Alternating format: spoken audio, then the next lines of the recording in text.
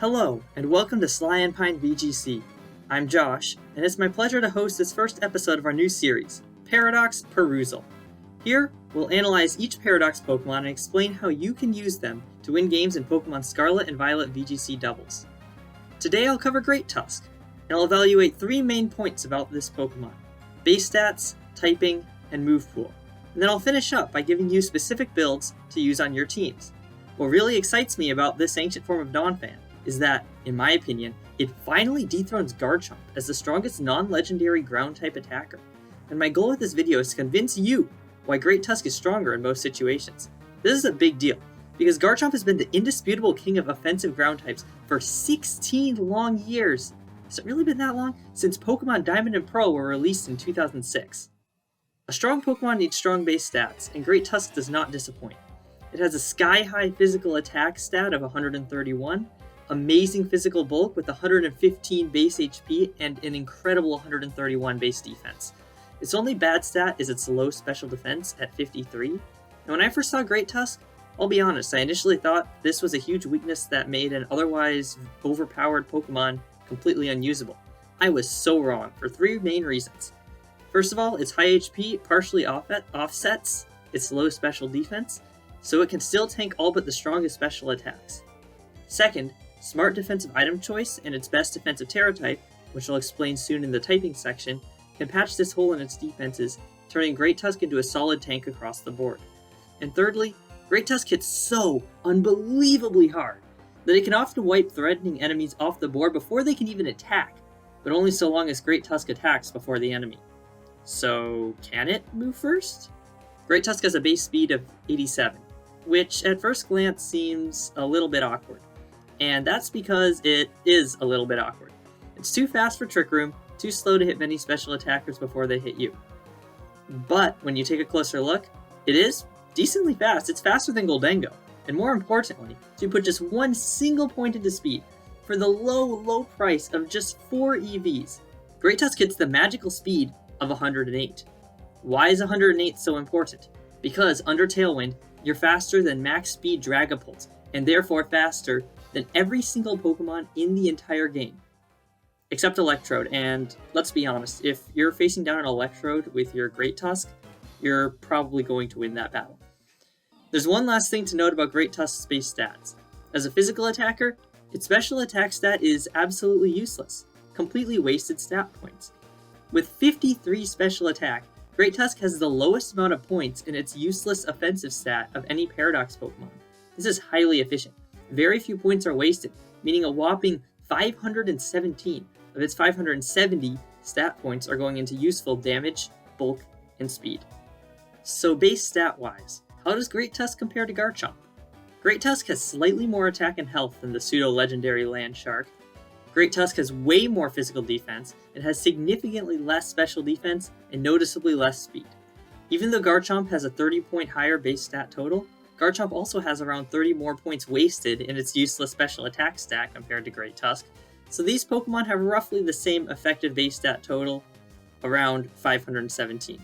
So looking at base stats, these two ground-type attackers are extremely similar, and even though Great Tusk eats enemy physical attacks for breakfast, Garchomp's more balanced defenses and higher speed make it a bit more consistent. Or at least, that would be true if base stats were the only thing that mattered. So then, what does make Great Tusk better? The second thing to look at is its typing, ground fighting. How good is this? On offense, ground fighting is absolutely phenomenal. With stab moves alone, these two types hit a whopping 8 types super effectively, many of which are common and powerful in competitive play. It hits a further 8 types neutrally, and only struggles to do damage to flying and bug types. And, spoiler alert for the move pool section, give your Great Tusk Ice Spinner or Rock Slide, and suddenly hitting these resisted types isn't a problem anymore. How does that compare to Garchomp's coverage? For stab types, they both have ground of course, but Dragon is much worse than fighting at hitting things for super effective damage. Garchomp hits only 6 types total for super effective stab damage, the 5 types weak to ground, which Great Tusk can hit too, plus Dragon, which Garchomp is also weak to, meaning funnily enough, Great Tusk is actually a better answer to dragons than Garchomp if you give it Ice Spinner, especially against physical attacking dragons. How's Great Tusk's typing on defense though? Fighting Ground has 5 weaknesses and 5 resistances plus immunities. The problem is that its 5 weaknesses are all either strong, common, or both. As for its resistances, Poison and Bug are pretty rare offensive types, though the Dark Resist, 4x Rock Resist, and full Electric immunity are very nice. At least Great Tusk doesn't have a 4x weakness like Garchomp does to Ice. The Garchomp has less weaknesses overall. But what is great about Great Tusk's defensive typing is its remarkable synergy with what I consider to be its best Terra type, Terra Steel. It turns 4 weaknesses into resistances, and the 5th, Water, into neutral damage. That's some good value right there. It's something that really makes Great Tusk stand out as stronger than Garchomp. Wait a minute. What?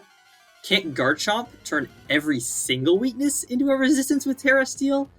Or Terra Fire to resist 2 of its weaknesses and get burn immunity? And the answer is yes, Garchomp can, but only on paper and not in reality. Let's look at the final, crucial piece of the puzzle and find out why. Movepool. I am not exaggerating when I say that Great Tusk has the best offensive move pool in the entire game, both in raw damage output and consistency. It's not even close, and if you can think of a Mon with a better move pool, or even one of similar power, please let me know in the comments, because I can't think of one. Let me put it this way. Garchomp's best offensive move is Earthquake, and for very good reason. 100 base power plus stab, hits both opponents, doesn't miss, and has no drawback if you pair Garchomp with an immune partner. It's strong, and has made Garchomp king of non-legendary ground types for 16 years. But Earthquake is all Garchomp has. Its next best stab moves are Dragon Claw and Stomping Tantrum, and at 80 and 75 base power respectively, they are kind of underwhelming. That's why I said earlier that hitting everything neutrally doesn't matter as much to Garchomp, when its neutral hits are from only 80 base power off of Dragon Claw. It still has a good chunk of damage due to its really high attack stat, but not enough to write home about. When you think Garchomp, do you think, ooh, Garchomp, I'm going to include this on my team to output strong Dragon Claws throughout the game? Probably not. Garchomp's Reign of Terror is kind of carried by Earthquake, straight up. Then there's Great Tusk. Great Tusk has Stab Earthquake just like Garchomp, and can fill the same role if needed. But Earthquake isn't even its strongest option. Earthquake isn't even its second strongest option. Earthquake comes in just third. This absolute offensive monster gets not only the incredible Close Combat, which is an amazing 120 base power, perfectly accurate fighting stab move, but also Headlong Rush, which is exactly the same as Close Combat, except ground type instead of fighting. This means that Great Tusk, with its sky-high 131 base attack, can hit 8 types for 120 base power super effective stab damage, and 8 more for neutral. So why is that such a big deal? Because remember, in doubles, spread moves do 25% less damage to each target, so Earthquake is only 75 base power on each opponent. That's a good chunk of damage, but it's not going to one-shot most things, meaning enemies will generally survive a Garchomp Earthquake and hit Garchomp back. Great Tusk hits over 50% harder with 2 strong offensive stab types, meaning that Great Tusk can one-shot Pokemon in a way Garchomp can only dream of. And remember, if you knock out an enemy before they move, they don't get to attack you in return. Great Tusk hits so hard that its offense becomes an additional layer of defense. Now you can see why Garchomp can't defensively Terra the way Great Tusk can. Garchomp needs to do an offensive Terra Ground if it wants to actually finish things off, and in reality, most people run Terra Ground on Garchomp for exactly that reason. Great Tusk already hits so hard with Stab Close Combat and Headlong Rush that it doesn't need the extra damage from an offensive Terra, so it can run Terra Steel to take a hit when it's outsped before hitting back even harder. And when it comes to coverage moves, Great Tusk has Ice Spinner, Knockoff, Rock Slide, Iron Head, and more. I think it even gets Play Rough too. Ice Spinner in particular is very useful to remove Psychic Terrain while hitting Grass, Dragon, Ground, and Flying types super effectively. But remember, Great Tusk's stab options are so strong that unless the opponent resists a stab move, neutral Headlong Rush or neutral Close Combat actually do more damage than super effective Ice Spin. Quick note, PokePastes of the builds I'm going to show now can be found in the video description for you to try out. So how do you make sure that Great Tusk moves first? As Abby once put it, once you get Tailwind up, ooh, it's a wrecking ball. Pair Great Tusk with a Tailwind setter like Murkrow, Talonflame, Iron Jugulus, or Hydreigon, so you can attack first, and also safely Earthquake to finish off low health targets such as PokePastes users. And remember, you only need 4 Speed EVs to outspeed everything under Tailwind except Electrode. Some great item options with Tailwind are Assault Vest or Focus Sash to tank more hits against things like Fluttermane and Iron Bundle, and you can run Booster Energy or Life Orb to make sure your hits one-shot more enemies more consistently. Another solid option is invest more speed into Great Tusk, so you outspeed more things naturally, and use Icy Wind with a fast partner like Iron Bundle to slow speedy enemies down. On screen and in the description is a build that outspeeds opposing Iron Bundles and slower after an Icy Wind, since it's not really worth outspeeding Electrode and Icy Wind doesn't work on Dragapult due to its clear body ability, and also a build that straight up outspeeds Max Speed Goldengo, no Icy Wind needed. Icy Wind is great too because it breaks Focus Sash on opponents. You can also try a Choice Scarf build so no speed support is required, or you can use Redirect like a Mungus or Indeedee to keep Great Tusk alive so it can do what it does best. Wipe enemies off the board in one fell swoop. One note about the Choice Scarf build is it does remove one of Great Tusk's greatest strength, which is being able to alternate between its very powerful stab offensive types. So make sure that if you use Scarf, you're okay with committing to a single offensive type until you swap out. As a final note, Garchomp is still a very powerful Pokemon, and you should consider if its natural speed, more even defenses, and fewer weaknesses make it right for your team.